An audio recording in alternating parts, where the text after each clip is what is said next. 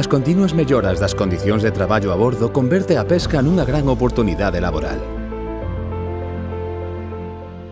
No noso caso, a xente española traballa a turnos, está 4 meses no mar e 4 na casa, e cobra o mismo salario, os que están a salario na casa que no mar.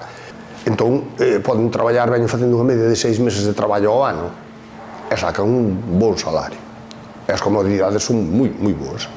Cambiou moito, porque antes non pescaba o barco, o armador viña empeñado e o mariñeiro non cobraba. Pero agora é diferente, agora xa hai uns sueldos mínimos, hai un sueldo base, agora xa todo o mundo cobra. Aunque o armador non cobre, pero bueno.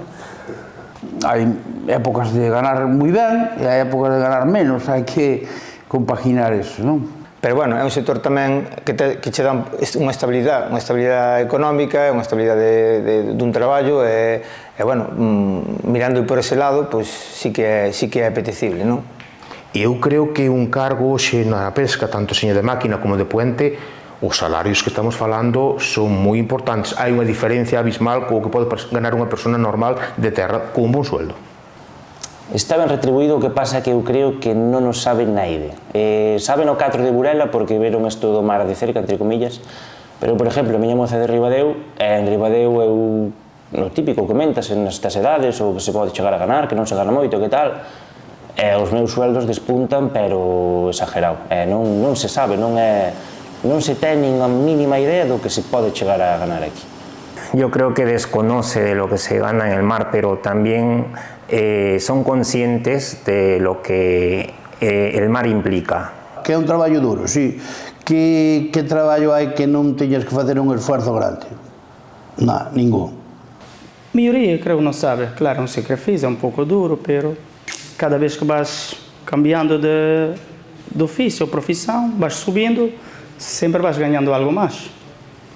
Hay que animar a la gente joven a venir a la mar, es que la mejor salida. Yo pienso que la mar con gente joven tiene futuro, ¿sabes? Como aprendemos nosotros, aprenden ellos.